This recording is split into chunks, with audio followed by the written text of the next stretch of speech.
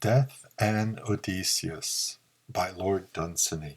In the Olympian courts, Love laughed at Death because he was unsightly, and because she couldn't help it, and because he never did anything worth doing, and because she would.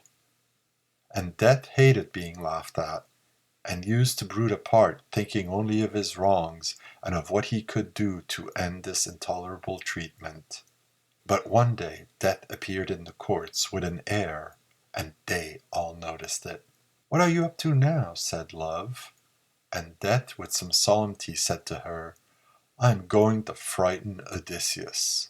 And drawing about him his grey traveller's cloak, went out through the windy door with his jowl turned earthwards.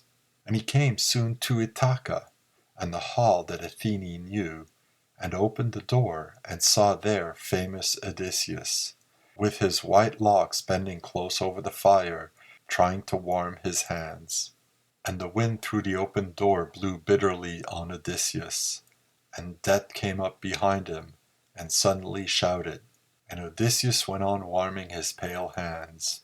Then Death came close and began to mouth at him, and after a while Odysseus turned and spoke, and "Well, old servant," he said, "have your masters been kind to you since I made you work for me round Ilion?" And Death for some while stood mute, for he thought of the laughter of Love.